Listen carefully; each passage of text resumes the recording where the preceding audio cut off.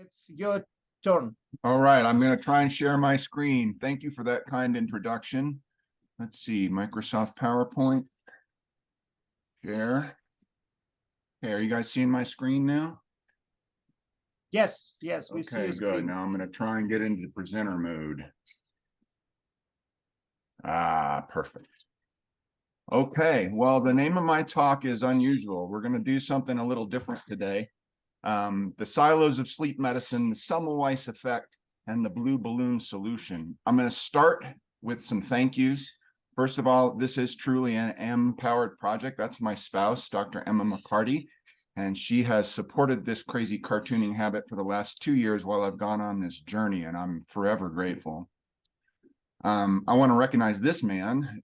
He opened the door to this rabbit hole for me.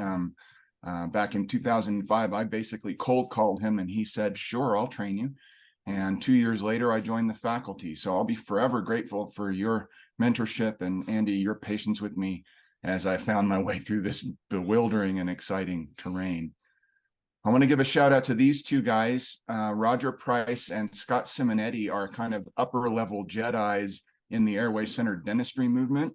And they've been very patient with me as they've been helping me learn about life outside my silo. And it was these two gentlemen that introduced me to this man and encouraged me to have conversations with him. And full disclosure, the content of this talk evolved because I am trying to figure out how to connect dots and how to talk. And Kirk was also very patient with me and helped me find the language that's the language of healing that goes into this talk. Not to be undone, Dr. Ellen Stothard, my co-conspirator and co-creator in the Empowered Sleep Apnea Project. The project itself turns 1 year old this month. So I am incredibly grateful to her as she's lended her heart and her soul to this project to help make it whole. And then the final thing I want to do before I move on to the talk is just say thank you to my Pulmonauts music family. This is a group of airway adjacent professionals, doctors, orthodontists, myofunctional therapists, advocates, and they live all over the country. And we came together to put on a 15-song set in Orlando this month that just was dynamite. But beyond the music, you learn that by working with people on a project like this, you learn a degree of trust and empathy. And honestly, this project would not have gotten as far as it had without their input. They taught me how to think outside my own silo. So thank you. I especially want to call attention to this man, Dr. Tom Colquitt. He was the founder of the Pulmonauts Music Project, and he was the gateway for me to enter this world. So Tom, thank you. All right, now we're going to get into it.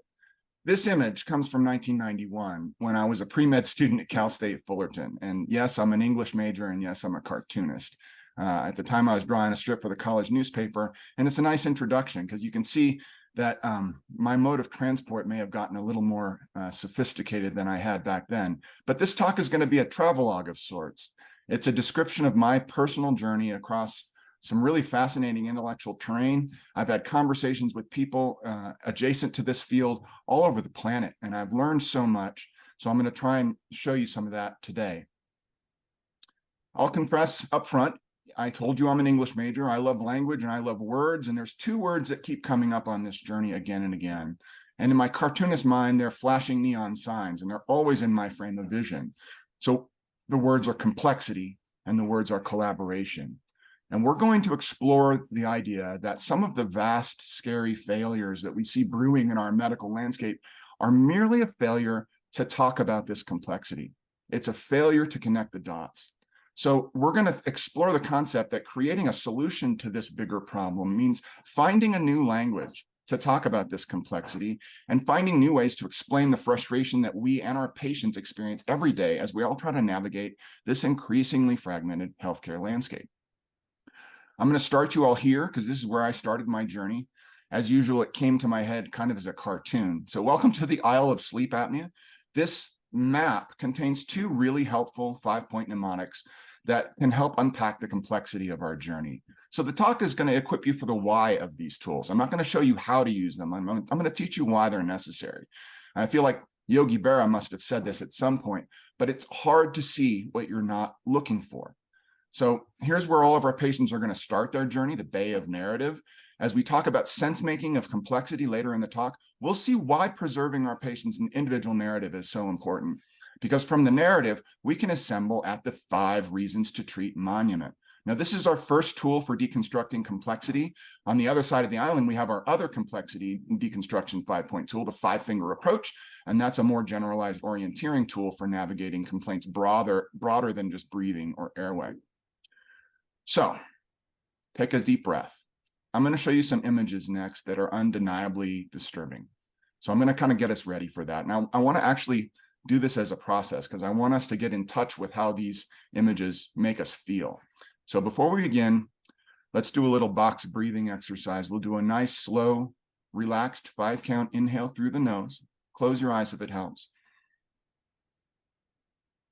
Hold it at the top of the breath for 5 counts. And then a nice 5 slow exhale through the nose. Just release any tensions or concerns. Nice enhanced vagal tone, right? That's nice. So now that we've done this cleansing, the exercise ahead, as we look at the images, I want you to notice kind of how you feel. For me, I feel it in my neck. My throat tends to get tight. I feel it in my tummy. If you feel anger, where is that anger directed? Okay, so here we go. This is a website that is a sleep adjacent provider, not a physician, but it's emblazoned with the phrase that the tagline is, I hate CPAP, complete with a little R. Did it really say that? Yes, it did. Okay, so this is a very, very aggressive word. It's not I dislike or I prefer not to. This is hate. Hate is a very powerful word. It flows with a sense of righteous anger, but who's angry here? Who's responsible for this? And why is this necessary? Why does this need to exist? These are before and after photos of a person who was treated for sleep apnea, and his sleep apnea problem did not improve at all. And this man actually happens to be a rocket scientist, and he has questions. So if he's your neighbor next door, how do we explain how this happened? He's read more science than you have, Who's responsible for this? All right, break out the tiny violins now. Doctors are quitting in droves. For the first time, the suicide rate in physicians has surpassed that of dentists. And who's responsible for this? How does this make you feel? Or how about this? CPAP adherence. Too much to read, let's just sum it up. The rate of CPAP adherence remains persistently low. This calls into question the concept of CPAP as a gold standard. Well, what the hell? Who makes these rules? Who is responsible? Why is this something that we are always talking about? And why is the rate of CPAP adherence 50%, right? Why aren't we talking about that more? What's the cause of that? Or how about this? Let's just highlight. Did it really say that? Okay, yes, it did. So how do we feel about this statement? Is this statement objectively true? Who does it align with your truth? Who is responsible for this? This was a widely publicized tragedy. Yeah, too wordy, you're right. But 9 teeth in a 2-year-old? What? How do you feel about this? Who's responsible for this, right? Or how about this? A science journalist gets pissed off because he realizes that his sleep apnea could be controlled positionally. Yet nobody told him that. He writes about science, but somehow that degree of complexity was never revealed to him. Thousands of dollars in, he had to learn it on his own. And maybe this is where the righteous anger fits in. Maybe this is the anger of the disempowered. This is the ire of those who've seen a little bit beyond the simplicity. So when this story gets out to Reddit, this is what one anonymous reader said. I am so disgusted by your profit-seeking medical complex. This is the anger that burns behind those who feel like they've been duped somehow by somebody in a white coat. And then, of course, there's this story. Dental device used to treat sleep apnea, and it functionally disabled this world-class musician. Who's responsible? All right, let's take a break from that. Nice, slow, relaxed inhale through the nose, count of 5. Hold it at the top of the breath, 5 counts, and then nice slow exhale through the nose. Think about who you held responsible. Put faces to it. Think about who the villains are. And I want to pose a small question. Could all of these negative feelings, these dirty sheets, these terrible headlines, might they have a common source? So here's where I had some fun. We like to reduce things to labels. So I'm going to say those feelings that you had about, the villains, well, that was a little experiment, because that's how we feel about folks in silos that are different from our own. And welcome to the new world of fractured healthcare delivery syndrome. The point is, the silos that separate us are the cause, in my belief, of a lot of this suffering, this needless suffering, because of an inability to grasp the true complexity for what's going on. So let's talk about what some of the symptoms are. Let's just go with it. If we're describing a new disease, maybe we can get an ICD-10 code for this and bill for the visits, right? Let's talk about it. If it's a syndrome, in providers, we get demoralization and burnout. We get a defensive posture of practice, fear of litigation, and we get hostility towards other silos. In our patients, we see symmetric, harmful over-titration of therapies. When things are simple, you reach for the same hammer when something doesn't get better. It's predictable. You have distrust or hostility towards providers, maybe the establishment. You have a systemic avoidance of particular practice phenotypes. So we start to get self-selection of where particular types of patients will go. And patients like this are enhanced. They have enhanced vulnerability to what I would call predatory marketing, which would be misleading marketing that overstates the benefits. Other symptoms are harder to describe. There's an existential unrest our patients feel when we come across as all-knowing or having all the answers within the confines of our silo. So when patients leave into the void of non-compliance and never come back, we never get to learn from them again. And so we continue to persist in our belief that what we're doing is right. 50% compliance on CPAP. So if the fractured system isn't just the left hand not knowing what the right hand is doing, but a million-armed juggernaut with all the arms not knowing what all the others are doing, a root cause analysis of the harms that are caused by this disease, this new syndrome called fractured healthcare delivery syndrome, is somehow a failure to communicate the overarching complexity in an effective way. Each silo of thought sees things in a different way, may even develop their own language and culture for how to think about a problem. Each has lost the ability to actively engage with the others. Why? Here's the funny thing about silos. You don't know you're in them because folks who don't like your silo leave, and everyone around you thinks like you. So it's a hard cocooned reality, and it's hard to think about any fish who've left the lake. And the uncomfortable truth is that the long-term adherence rate in my tribe, which is the AASM, CPAP hovers around 50 to 70%. And that's a lot of fish leaving the lake. So exploring other silos is about exploring the negative space of this situation. It's as is experienced within your silo. It's like, how do you see what you can't see? It's not simple. It's about understanding the ones that you've left behind, which again brings us back to the idea of silos as thought. So here's the reason I gave a shout out to Roger and Scott and Kirk at the beginning of this talk. My relationship with Kirk began with a bit of friction. Both of us felt it. I think both of us left our initial encounters thinking there's no way I'll ever work with that guy again. Both of us had equal feelings of distrust.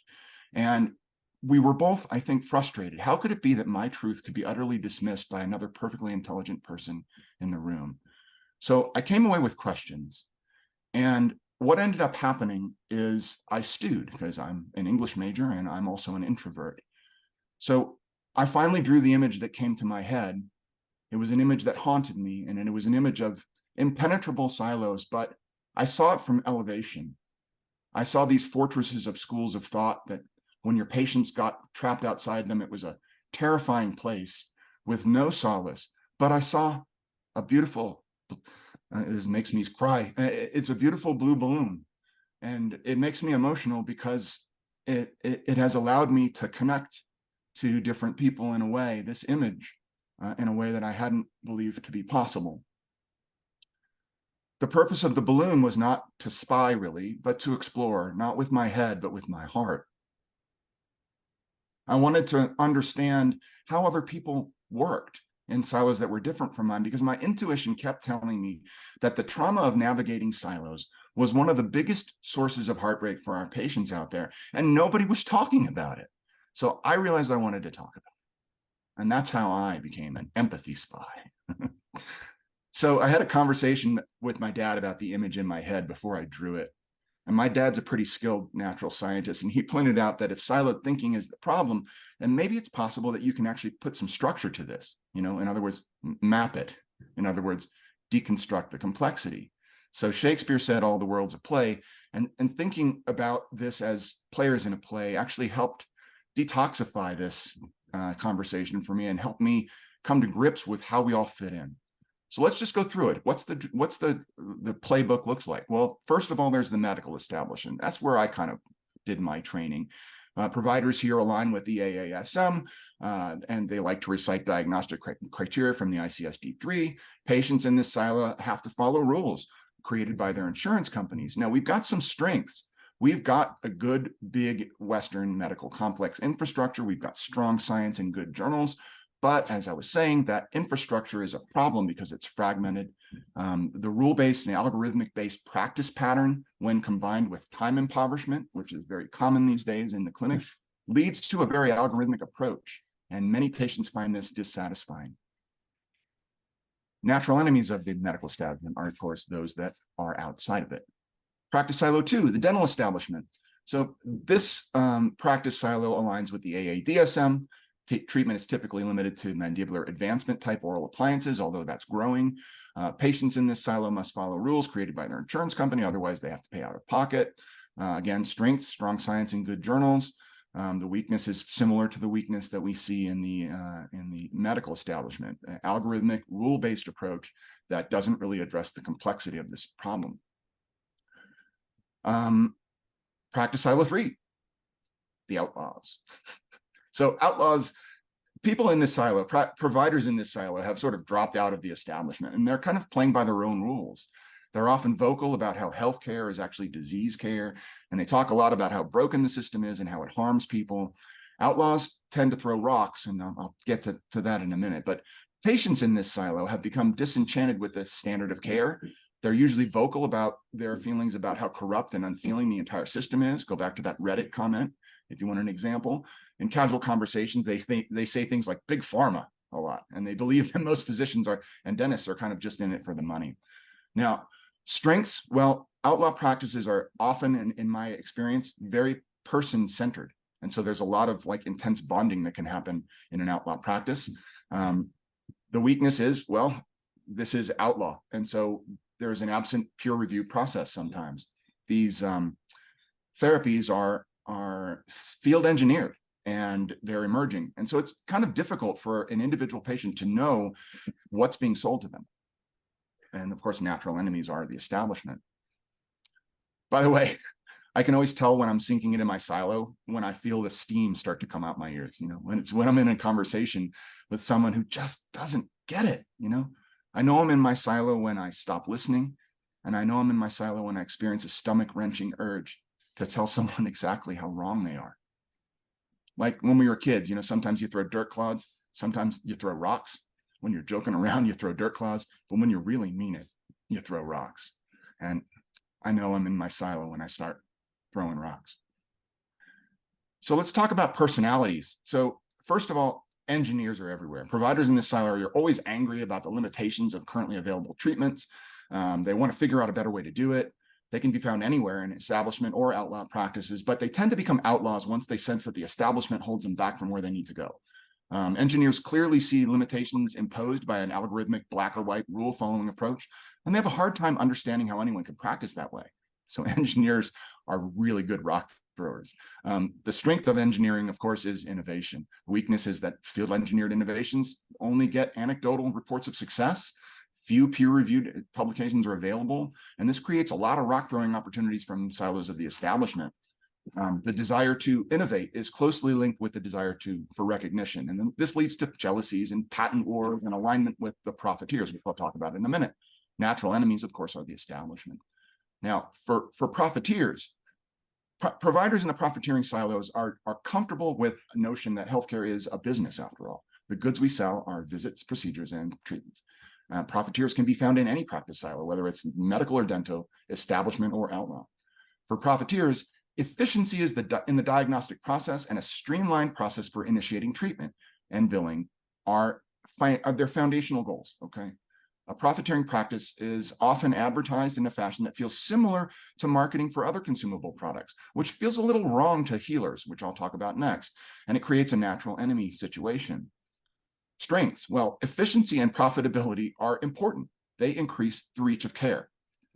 Without that, we have nothing. Weakness, well, when efficiency and profitability are the primary goals, an algorithmic treatment-based approach that doesn't recognize complexity is the rule.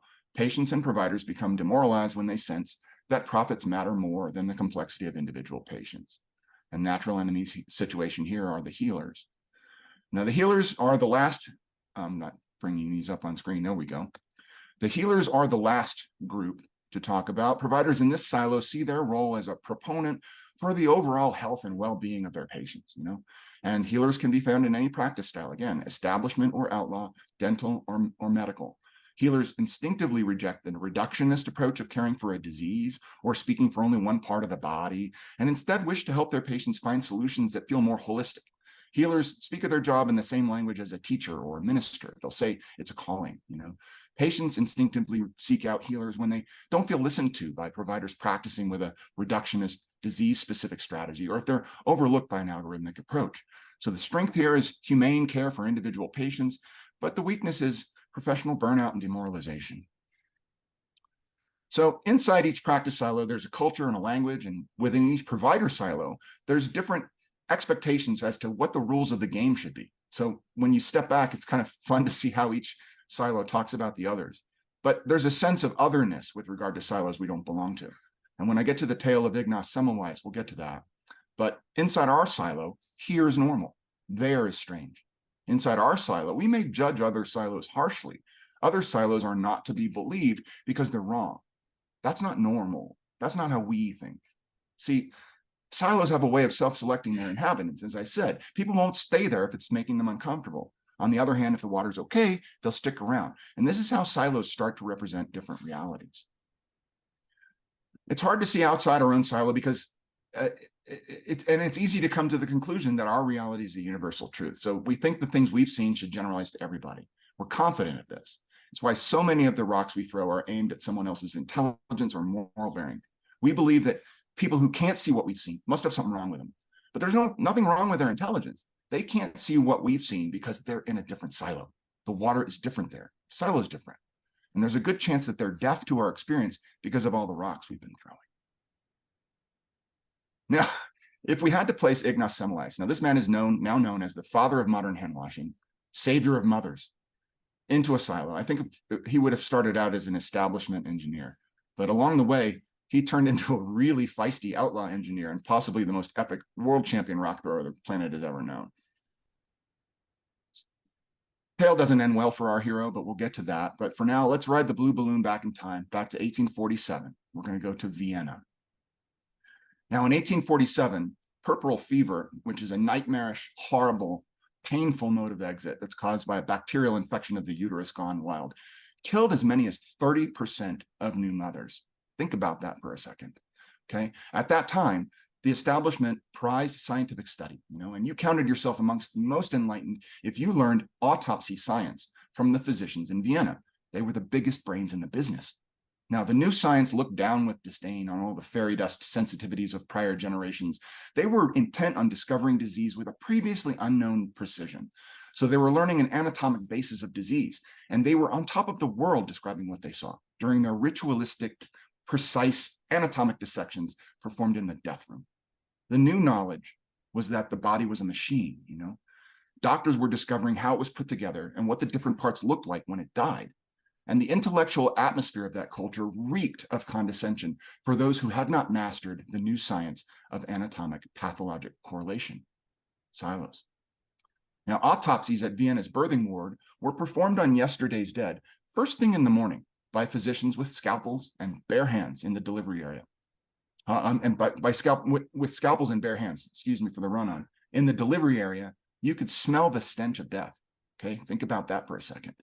After finishing their rounds on the dead, doctors would walk directly to the death room, smell of putrescence still on their hands, and then they would serially examine every woman on the maternity ward with pelvic exams, barehanded.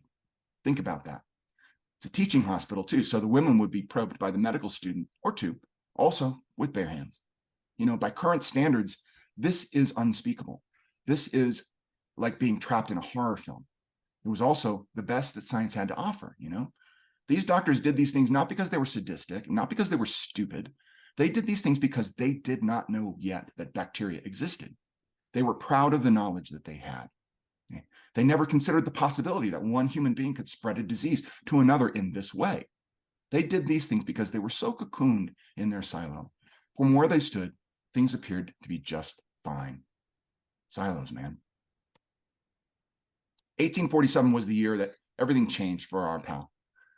It was the year he saw something that couldn't be unseen. That was the year that one of his beloved autopsy science mentors got nicked by a scalpel during an autopsy of a woman who died of puerperal fever. And tragically, this physician succumbed to sepsis and death several days later in a pattern that eerily looked exactly like puerperal sepsis. The insight was like a bolt of lightning to Semmelweis, and it changed him on the inside. It changed his core. Something deadly was transmitted by the scalpel. He knew it. He fastened onto the knowledge that the same thing must be happening with providers' hands, and he never, ever let go. Now, Semmelweis held a post at the hospital similar to that of a chief resident today. He's in charge of stuff, but he's kind of a peon. Anyway, he came up with some new rules that everybody thought were really lame, and nobody wanted to do it. But he was real persnickety about it, and he stamped his feet and made people do it when everybody thought he was irritating, and people tried to get past him and make sure that he wouldn't see them walking into the room. So he was kind of an irritant. But the rules were sound, and as we'll see, it was Semmelweis' rollout that got him in trouble. So what did he say? He said, well, finish your autopsy. Then next, rinse your hands in chlorine lime till they don't smell like death, and then go about your business. That's all he asked, okay? And you know what? It worked. All he did was make them wash their hands until they didn't smell like death anymore. It totally worked. The mortality rate from puerperal fever dropped, at times nearing zero. Holy smokes, you guys. Semmelweis was right. In a world where justice is served, Semmelweis should be carried around on shoulders while young girls cry and grown men beam. He's a hero, right? But that's not how it went down for our pal in real life. In real life, Semmelweis got the shaft. Our universe, as we know, is not always just. Instead of a hero's welcome, Semmelweis received disdain. Instead of a celebration, Semmelweis received banishment. Instead of many happy returns, he perished in terror. So what happened? I'll tell you what happened. Silos. Semmelweis' idea of hand washing predated any understanding of germs by a couple of decades. He had no idea why washing hands should work. He reasoned that there was something in the death particles that caused disease, but he didn't know what. His starch-coated colleagues twirled their fingers around their temples every time he brought it up. They thought he was a loony. They made fun of his intelligence. They threw rocks at him. The implications of his idea were serious, though, and that explains the pushback. If he was right, then doctors would have to square off with the idea that they were the cause of a heck of a lot of trouble. They were the vector for a lot of misery and death. That is a lot of blood on people's hands in addition to the death particles. And that's a paradigm shift that no one wanted to accept, especially not from a weirdo like Ignac Semmelweis. Despite his stroke of genius, Semmelweis never published anything in the academic literature to showcase his work. He never designed a randomized controlled trial to prove his plan was sound. Microscopy was available. They had it in Vienna. He just didn't think to use it. If he had, he'd probably be remembered now as the father of germ theory. Had he learned about silos and how to navigate them, he might have been a hero. But he didn't. Instead, he collected his rage and his violated pride, and he wrote a book that most experts say today is meandering, circuitous, it's chock full of grievances against his foes. Not surprisingly, few people read it, and he would die before his ideas were widely accepted. He would die believing that he was surrounded by idiots, a silo of one. In the decade before his death, Semmelweis became a pariah. He had personally written to every major player in academic medicine in Europe, lambasting each by name, saying how history will mark their murderous deeds, illustrating how God would punish them. He lost his standing in the community. He lost his friends, and gradually he lost his sanity. As I said, his rock throwing was legendary. Semmelweis died at the age of 47, alone and friendless in a lunatic asylum, 14 days post-admission, after first being brutally beaten by his guards. One of the injuries found during a modern examination of his remains disclosed thoracic trauma that could only have come from a boot stomp. His mode of death was both tragic and ironic. An infection of his right hand turned septic. One wonders if the guards mocked him as he begged, in a fever dream of lunatic desperation, to be allowed to wash his hands. I see Semmelweis' story as a cautionary tale, okay, of the dangers of siloed thinking. It doesn't matter how good your idea or how right you are. Our pal Semmelweis was right, no question. But silos can be hard to penetrate. If you don't know and understand the culture and the language of the silo you're addressing, you're likely to be ignored at best, vilified at worst. Okay, in the establishment silo, Semmelweis was an outsider. He was a weird Hungarian who spoke accented German. He boasted only mediocre writing skills. He simply was not able to speak his truth in a voice that could be heard by his establishment colleagues. The establishment, on the other hand, were just deaf to his experience because he couldn't speak their language. And when their deafness sparked his own outrage, the rock throwing commenced in earnest, and the deafness became permanent. So siloed thinking is a problem. Can it be overcome? What can we learn from Semmelweis' tragic end? Is there a way forward? Let's go back to our Disturbo vision moment. I hate CPAP. Recall the rage of the disempowered, the hostility of feeling like you've been duped by someone in a white coat. So this is what complexity looks like, folks. It's messy. It doesn't fit neatly into a box. And our patients are major stakeholders in how we perceive it and how we talk about it. So is this just a new put down? Oh, you're being too siloed. Am I finding a new way to discredit or no, I'm not. It's an understanding of the humanity of it. We are siloed thinkers because we're humans. Now, Mary Douglas was a cultural anthropologist who was fascinated by the use of language and how it shaped cultural norms. The New York Times called her 1966 book, Purity and Danger, one of the top 100 nonfiction books of all time. And I found this quote memorable. Whatever we perceive is organized into patterns for which we, the perceivers, are largely responsible. As perceivers, we select from all the stimuli falling on our senses only those which interest us, and our interests are governed by a pattern-making tendency. In the chaos of shifting impressions, i.e. complexity, each of us constructs a stable world. And as time goes on and experience builds up, we make greater investments in our system of labels. It gives us confidence. We're siloed thinkers not because we're bad, folks. We're siloed thinkers because we're humans and we're dealing with complexity in a way that human beings can. So that's what that means. I don't like text-heavy slides either. Enter Dave Snowden. So not that Snowden. This one's a Welsh complexity consultant. He's the creator of something called the Kinevin framework. And for the last 20 years, he's been consulting to CEOs and titans of industry about how to manage their affairs in a complex world. And yeah, I know, too many Daves. But what Dave Snowden had to say, I can kind of put it up here, and there's a lot of words and it's a lot to read, but I don't like to do that. Let's just sum up. Complex environments are unpredictable. Okay, we can accept that. Go to the next slide. Lots of words. Let's just sum that one up too. If we behave as though complex environments are simple, we will predictably fail, and we'll probably fail often. Okay, 50% compliance rate works. Friends and colleagues, I'm now introducing you to the etiology of systemic over-titration of therapy, over-titration to the point of harm. It applies across the board. I see systemic over-titration of CPAP. I see systemic reliance on tertiary and quaternary treatment plans before simple measures have been entertained. And we get a science writer who's incensed because he was never told about position therapy, for example. Even the AGA device tragedy that we read about in the news that I showed in the images, all of that is related to how humans manage complexity. And when we take it down to something simple, it insufficiently prepares us to deal with that. So what do? Do we turn our backs on everything, throw away everything we know? It's unwise. In fact, even in Snowden's paper, he says, he has a whole section about not throwing away the baby with the bathwater. So how do we deal with complexity, though, if rules no longer seem to apply? Well, the point is this. We have to think different, okay? Moving within a complex environment requires a different approach. That's what we're talking about. So what does decision-making within a complex space look like? So again, lots of words. We could read this if we wanted to. I'm going to sum up. In a complex space, we have to ask real questions and listen carefully to the responses we get. It becomes interactive. It becomes a probing and response scenario, okay? The methods, tools, and techniques of the known, simple. The knowable, which is complicated. We're going to talk a little bit about complex versus complicated in a minute. Domains do not work here, says Snowden. Narrative techniques are particularly powerful in this space. Again, we're talking about making sense of complexity. Narrative techniques, that's amazing. I love that word. In fact, I started with that word, okay?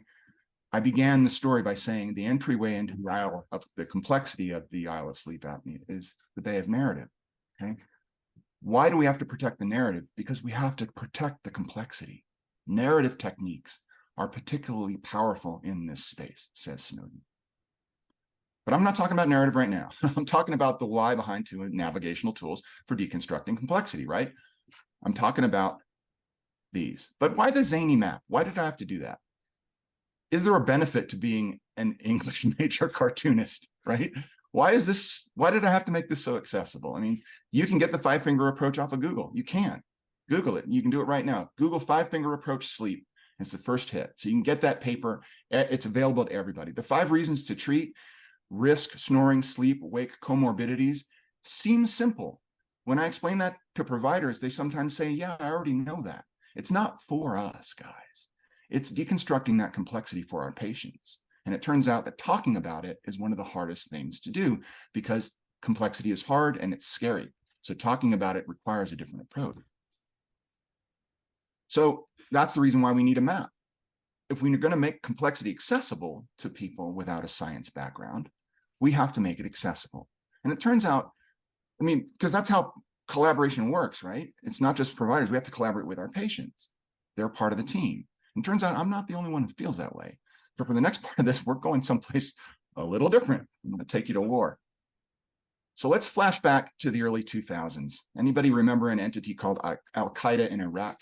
It's headed up by this guy, a charismatic, radicalized Muslim named Abu Musab al-Zarqawi. And Al-Qaeda in Iraq was a formidable and particularly cruel enemy. They didn't invent bombing the ambulance that shows up after you bomb the sewage plant, but they really kind of perfected it. And then they would just vanish without a trace. So what we're going to talk about right now is how this man, Stanley McChrystal, updated his understanding of how humans work together to join together some of the most elite strike forces on the planet to track down the slipperiest enemy in history. All right, let's flash back again to 1980. The American military suffered a humiliating defeat when Operation Eagle Claw, spearheaded by the legendary Army Delta Force, failed to rescue 52 American embassy staff members who were being held hostage in their own embassy in Tehran by the loyalists to Iran's new leader, Ayatollah Khomeini. A post hoc analysis of the mission's failure, called the Holloway Report, cited various services' failure to cohesively work together as the primary element in the failure. Okay, in other words, the mission failed because it was too complex for one silo to handle all by itself. 50% compliance on CPAP comes to mind again. So when it came to the new enemy in Iraq, the Joint Special Operations Task Force was the answer to the Holloway Report recommendation for more cohesion. Okay, it was a task force. They said, you got to work together. It included 4 of the most elite fighting squadrons in the world: SEALs, Delta, Rangers, Special Tactics. Each group was so tight, it had sort of an internal, unofficial philosophy that was externally palpable. And this is directly a quote from McChrystal's book. If you sort of engaged with the silo, they had this feeling that everyone else sucks. You know, that was kind of their unofficial motto. Makes you think of other silos, doesn't it? You know, AASM, AADSM, AAPMT, you know, silos, you know, your silo here. Anyway, General McChrystal was in charge of that task force. Okay, it was his mission to make them figure out how to play nice. McChrystal realized that the major problem was with the effectiveness of his teams working together was their silos. If each of his elite units were an individual soccer player, it'd be like having a bunch of really awesome individual players who never played with each other. They only got directions shouted at them from the coach on the sidelines of the field, and they could only see 2 or 3 feet ahead of them on the playing field. I mean, you guys could see this. The red player would just have her run in the field in this example. It'd be chaos. The siloed players would have no chance. So he realized that if he was going to build a working team out of his different teams, he was going to have to find out how silos worked and how to break them down. Okay, so McChrystal's lessons. If we have to boil what McChrystal learned into 3 lessons, it'd be these. Okay, like Snowden did in the business world, McChrystal learned that complicated is different from complex. Complicated is like the inside of a 747 cockpit. Okay, it takes an expert, but the results are linear, predictable, and repeatable. All of the factors are known. What you need is the right expert. Now, complex, on the other hand, is a rainforest. Okay, it has factors that are unknown, and you don't know yet what you don't know. It's a problem that must be explored at the same time as being solved. Good. Second lesson. Traditional, top-down, planning-based, reductionist, efficiency-based management always fails in complex situations. It's predictable. Third lesson. Collaborative management is hard to achieve because it requires overcoming silos, but it works much better. Okay. Now, General McChrystal in real time figured out how to socially engineer a solution to a very daunting problem, how to unify disparate, competitive, heavily siloed groups into a naturally agile and cohesive whole, like a well-trained soccer team. How did he do it? We needed to promote the kind of knowledge that arises on small teams. He was thinking specifically about how does a good soccer team work. We dubbed this goal, this state of emergent, adaptive, organizational intelligence, shared consciousness. Shared consciousness. It's a shared understanding of complexity. And it became the cornerstone of our transformation. In other words, McChrystal realized that his system was suffering from siloed thinking, and he resolved to put a stop to it by figuring out what was causing it. So he determined that the cause was that his teams weren't working together. So if they're not working together, then if everyone's too specialized to understand the complexity of the entire mission, the players can't see the whole field. They can't predict each other's actions. It's chaos. They lacked a shared understanding of the complexity, and they lacked the behavioral bonds to act on it. So McChrystal's $64,000 answer to that question of how to create cross-team communication is this. It's 2. Number 1, you've got to have systemic understanding. Every important player on the field needs to understand the complexity of the whole, and every player has got to see the whole field. That's how the other players are, and they know where the other players are, and they can predict each other's actions. Number 2, the teams need to have strong lateral connectivity, which for McChrystal meant a combination of trust and empathetic bonding. So how did he do it? Well, to help his players see the entire Leviathan, he made his operational planning room into a shared workspace. He was never behind closed doors. There was not a need to know. Everyone needed to know. He encouraged team members to speak up. He asked questions. In Snowden's language, he probed. Okay? He was evaluating and exploring the rainforest. In this way, everyone on the team could see the whole Leviathan, all of the complexity. They could more instinctively understand their place in the mission. Bottom line, he empowered each of his teams with an operational view of the entire mission. The complexity was visible to all operational specialists, and he made the information flow deliberately 2 ways. So in this way, the members of his team all had access to a higher understanding of the complexity of the situation. Whatever efficiency is gained through silos is outweighed by the cost of interface failures. But how do you accomplish the second goal? Strong lateral connectivity, How do you make a ranger and a SEAL into pals? Answer, he mandated that each group would send an emissary to the other group so they could bond, which if you think about it, it's just an exercise in empathy. It's a trip in the blue balloon. How does it feel to be there? Have you walked a mile in their shoes? At first, individual tribes really bristled at this idea. Their morale was so thick as a tribe, they felt it would be harmful to have an outsider along for the ride. But as it happened, McChrystal provided appropriate support. Teams became competitive for sending their best players to other services. As McChrystal put it, if you can do without that person, send someone else. So to be an embedded diplomat became a symbol of pride, and it opened fresh and easy passages to honest, mission-critical communications that had never been available before. Eventually, McChrystal's team of teams accomplished their goal. Okay, they eliminated what was then considered to be the slipperiest terrorist on the planet. They also put language to an important lesson in management science, one which is still being taught in management training today. And that lesson is this: responding to a complex environment is different from managing a complicated but predictable scenario. It requires deliberate and consistent collaboration with participation from all stakeholders being actively sought and valued. In other words, success required team members to rise above their individual silos. And that required understanding how cells work.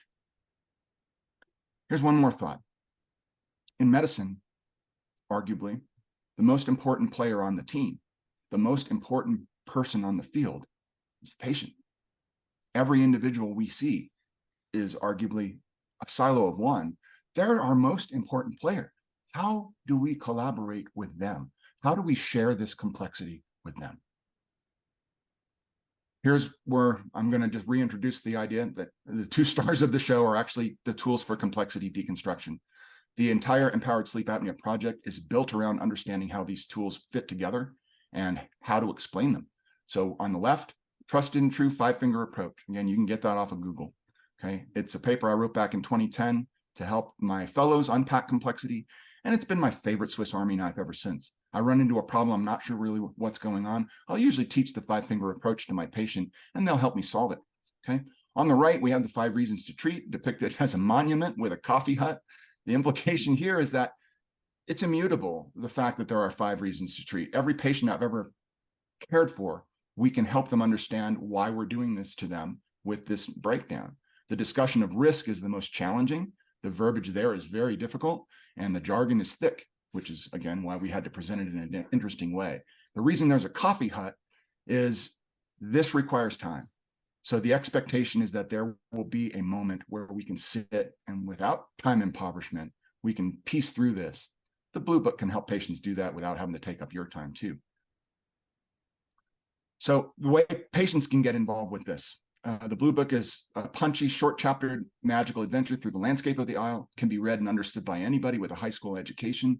It's a common language our patients can share of complexity. So providers can read it to learn how to talk about the complexity, a very difficult subject, in a way that their patients can wrap their heads around. And patients can read it to arm themselves with knowledge in a system that's increasingly fragmented and label-driven.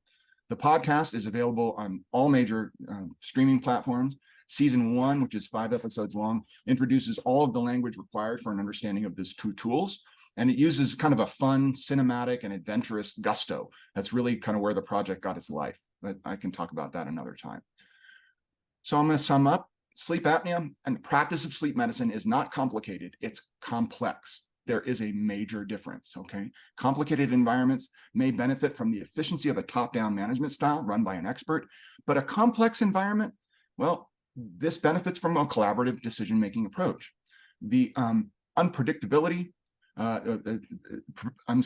to this unpredictability. And this requires an approach of intentional probing and receptivity to change plans as new information arises. A shared consciousness of the system's complexity and lateral connectivity. This can be something that can help build empathetic connection between team members. In a patient-centered clinical relationship, the patient is the most important member of the team, okay?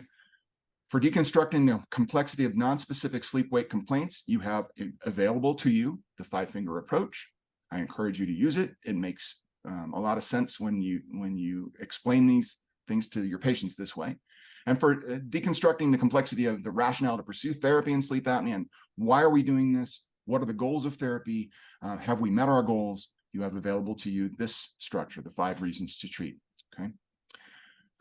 Our patients have this language available to them on our Blue Book and on our podcast. So 2 words flashing like a neon sign in my mind over 2 years. A trip in a beautiful blue balloon made it abundantly clear that we're all in this together after all. My slides are queuing up a little slow. So if you ask me the question, can music save the world? You know, I think I know my answer. These are my references. And I'm Dave McCarty, and this is my story of empowerment.